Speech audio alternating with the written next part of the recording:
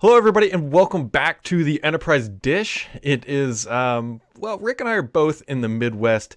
And Rick, I would say it's not so tropical outside. No, it's horrible because my wife's heading down to Florida today too. Oh, But I think I hit -6 Fahrenheit or around -18, 19 Celsius yesterday. That's miserable, as is my video quality. yeah. Well, fortunately, I'm going to blame the cold weather on this one because we've tried a couple times here, and the magic of Skype is that you don't have dynamic control of your own video feeds. But fortunately, most people hang out on the audio side, which is all good. But yeah, it's freezing. Like I opened the door and my dog took one step outside and like his one paw hit the ground and did that. Like really? Like are you actually doing this? And so it's cold. Well, it's cold. It's causing everything to freeze. People, Skype connections, and more. I believe he works for Veeam. Tim, I cannot remember his name. He's a Veeam Vanguard or VMware guy. He has the VM certification. He lives in Hamilton. He said that his plane was being pushed back at CVG, and that bar, the tow bar, snapped. Yeah, Tim Smith. Tim Yeah, Smith, that's it. I saw that tweet and I believe it. The tow bar. I didn't know that could happen. And, Nor did there's I. a couple of different pieces on that piece of hardware. I've looked at them a couple of times because I've seen them have to be swapped out for other reasons on flights. But yeah, that's this cold is absolutely crazy. I know that Mhm. people are late into work here because like their gas froze and stuff like that because of the wind. That's the Yeah. other factor. A colleague of mine is up in north of Minneapolis, and they had -28 Fahrenheit air Ugh. temp. Cruel and Whoa. unusual. I don't know what to Yeah. do. I mean, it's winter. We expect cold, but this is something different. No, it's just not fair. No, it's really not. I mean, you can't even go outside. Like, No, it's painful. I did go outside for lunch though. I kind of have this rule that you don't know you're alive unless you think you're going to die. So I have a little bit of a preference for the extremes, the Sure. extreme weather, and I actually really did enjoy briefly walking out to lunch to just to get I went over to the Korean quick service place that I Hmm. love, and you walk a little quicker, but Yeah. it's just it's you feel it. Well, you can keep your extremes to yourself, Rick. I'm Yeah. much more of a 60 to 70 degree Fahrenheit type individual. Yeah, I don't blame you. It's a little painful, but we'll see how it goes. It's supposed to get up to 11 Fahrenheit here soon, so it'll be all over and better soon. So yay. 11 will feel like a beach vacation. But Yeah. all right, let's just kind of dive in here, shall we? Because there's a couple things running around. Veeam's got some news, obviously. This month, Microsoft has begun rolling out a face-changing thing, if you want to call it whatever. They have overhauled their Microsoft 365 Compliance and Security Center. If you've ever looked at that and said, "Hey, this is kind of garbage," Microsoft is now listening and they're going to fix it. I Well, mean, that's good. You have to overhaul user interfaces over time, and mhm. this is a classic example of welcome to the cloud because it's going to happen. Oh, hey, okay, it happened. Yeah. That's one of the things that are when you put out software, interfaces, extensibility, usability, those things are very important. And Hmm. when more people, more organizations, more types of organizations commit to those features, those types of feedback points where individuals are trying to say they don't like it or it needs a refresh, those things get heard. And in the cloud it's going to be a lot easier to change that. And I don't know if it's public, but I'm pretty sure Microsoft has like a whole kind of private instance of Azure and all the cloud services Hmm. that is not what everybody uses. That's where they test all these things, Yep. and that's how it moves over into production, right? So it's like it has a name, but I can't remember what it's called. But it's one of those things that's how you do it, and that's how you change it quickly, and that's how you Hmm. move new services out to market quicker. And you're going to see more cloud services do that. Azure's probably, and Microsoft in general, are going to be one of the leaders in that regard. Yeah, it's they said that it's literally starting to roll out, I think, today, and then it'll take up to 3 months for every end user to see it. But in enterprise software side, that's overnight. Yeah, that's true. And when you look at how different enterprise software deployments are going to go, it's one thing if you do it or if it's done for you, and Hmm. that's where, this overwhelmingly hybrid approach it kind of makes that blur because if you have an enterprise just do it, they might not ever get around to it. But if it's Hmm. done for you or basically a forcing function, then these types of things will be quicker. Yeah. Since you said the word hybrid, I'm going to just dive right into this because I heard this from somebody on Twitter and a bunch of other places, and it seems to be kind of has maybe a small growing movement, if you will. This week, speaking of Azure, there was an outage in Europe, somewhere around like the Amsterdam-ish area, and the key here is that nobody could log into their mailbox. Nobody could get to email, and there was no email happening in Europe. Let's just put it that way.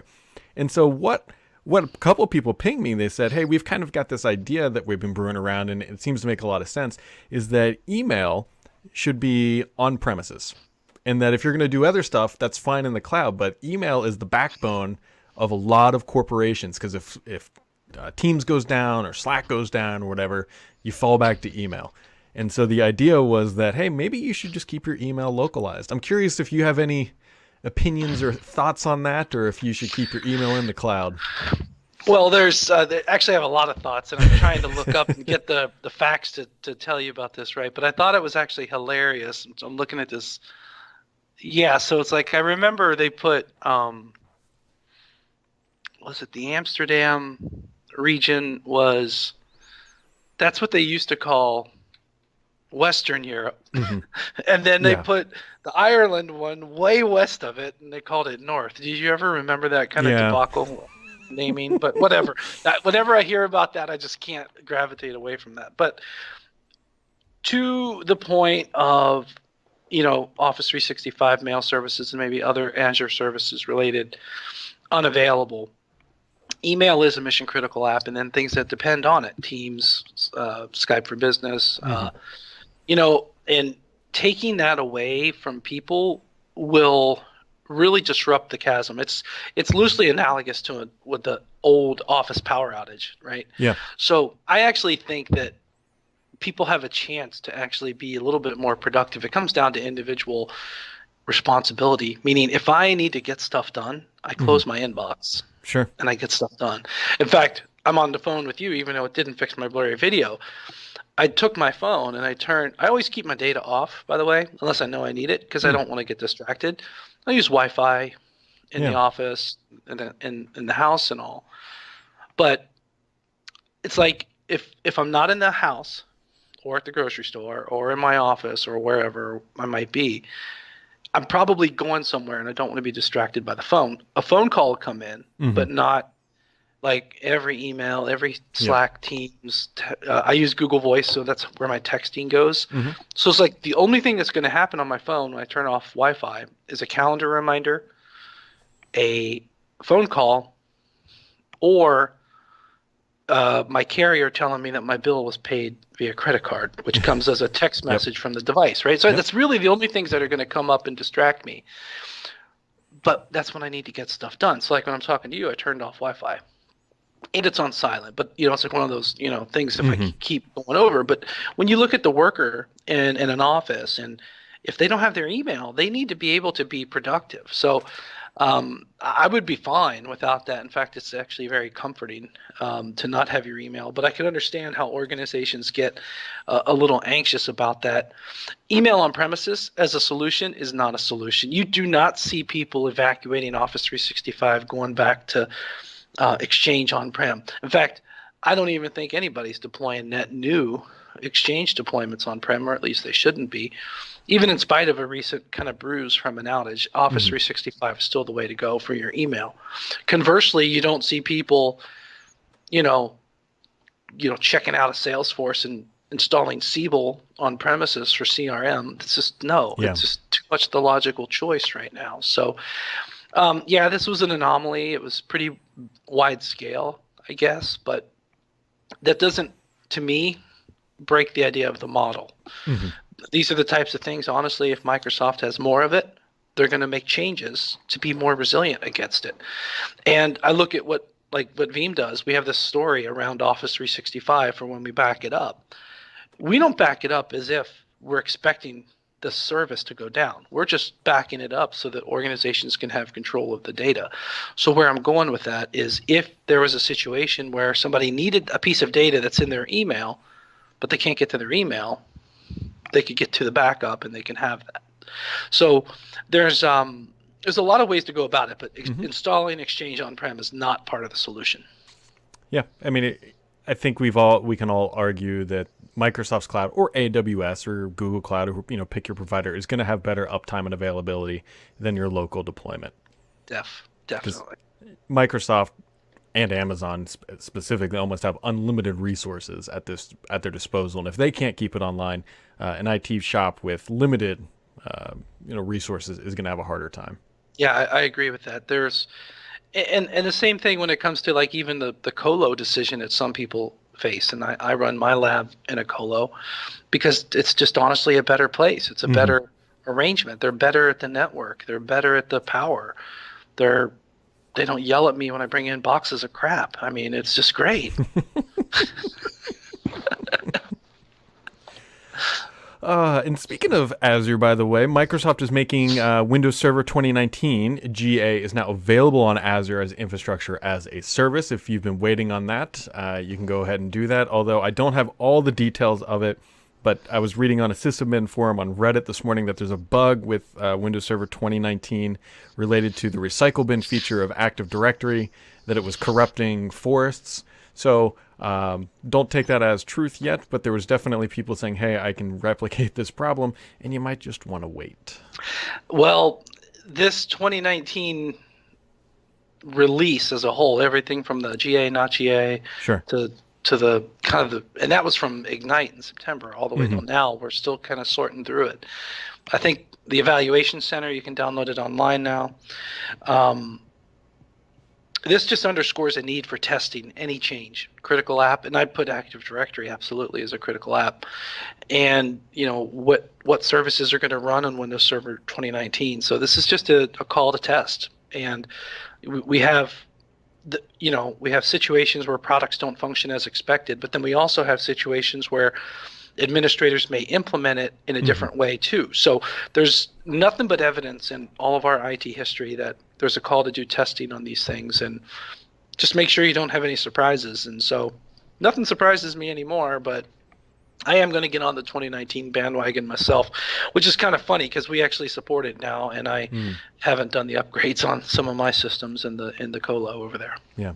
Well, as long as you're not on one of the older ones that's about to roll off into the sunset, you should be okay. But I definitely understand the hesitation for some people who don't live on the bleeding edge because like Veeam, like you need to know it because, well, obviously guys are selling support for it.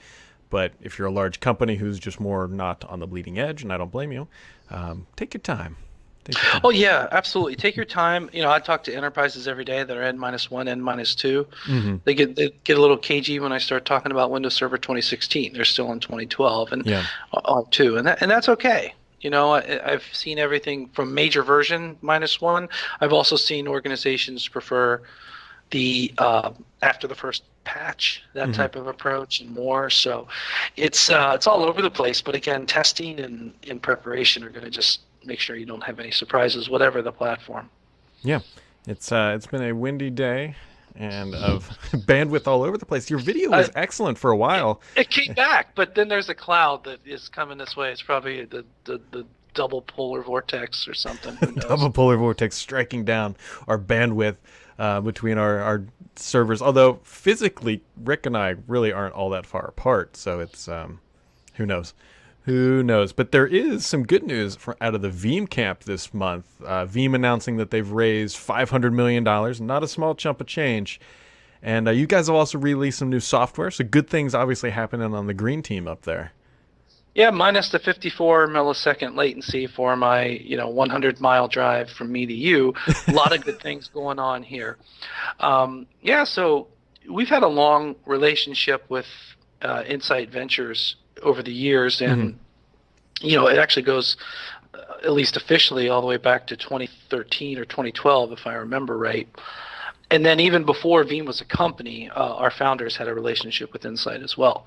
So this has been kind of one of many milestones, and that investment really is going to propel Veeam's growth. We've done a lot of internal preparations for scaling the company, and one of the things that type of money is going to really pave the way for are bigger and more acquisitions. We did one last year. We were always talking to people about those types of things, and that's one way to grow. I mean, we're also working on our own R&D, our own sales strategy, but it's kind of like everything needs to grow. We need to have net new products by way of organic creation, net new products by acquisition. And I look at what we did in January of last year, and actually now it's fully integrated, and that was that Amazon backup solution. So that's now fully integrated into Veeam, which it's actually moving pretty quick, a year to integrate 2 different technologies. That's pretty awesome. So you'll see more of that, and combine that with the ginormous release that we did last week that if I had told the listeners one thing, it's the cloud storage implementation. So now we can seamlessly send backups to Azure, Amazon, IBM Cloud, Azure Stack with a hack that rhymes, and to on-premises S3 compatible storages. So the cloud tier is really going to be a big boon for us, and we're really excited, as well as a shed load of other capabilities. And I actually just remembered, shed load to some people is a bad word, but my guy that is in charge of our communications, he's a British guy, he says it's fine, so I think we'll be okay for this show. But the cloud tier, if I had to just drop one little plug, that's the one that's going to really allow organizations to use Azure and other cloud storages, so it's going to be awesome. Yeah, I mean that's all good things. It's kicking off 2019 with a bang. Yeah, we had a huge online stream event last week. We're recording here late in January, and it was on the 22nd. We had this live stream, and I can't remember, but we had thousands of people online, and then thousands of people on site. And my demo went fine, way better than the bandwidth that I've got in the office today. But it was down in Orlando, so it was a big launch event, and that worked really good. A lot of great interest, and so we're just taking that momentum through the year, and we'll probably be promoting some other types of launches and milestones here soon. But busy days here in the green building, that's for sure. And then we've also got VeeamON coming up here. Well, we got a couple months, and that'll be another big adventure down in Florida. Yep, in Miami. We're looking forward to that in May. Can't quite remember the dates, but that's going to be 4th or 5th VeeamON. 2 Vegas, 1 New Orleans, 1 Chicago, this one. So 5th VeeamON, and I spent a lot of the morning sorting out emails and strategy for that event. So we're turning from that launch event right over to the VeeamON event. So definitely, if anyone's interested, check it out at veeamon.com. And we're going to have some of our partners there, right? We'll have some Microsoft content, some VMware content, some HPE Cisco NetApp type content, and a lot of service provider content. So, and it's really a techie show at heart. So I actually got clearance to really bring back a lot of the techie goodness. So I'm really happy to kind of lead that. Yeah, and I will be there. I was Sweet. as you were saying it, I was trying to remember this will be my 4th, because the first one I went to was in Vegas, then Chicago, then New Orleans, and then so this will be 4. Yeah, nice, awesome. It'll be good. I'm looking forward to it. Well, Rick, as we end it up here, what is the Rick's dish for January? What's going on in your life? How's the weather? Anything else you want to get off your mind, or just let the people know? I want winter to be over.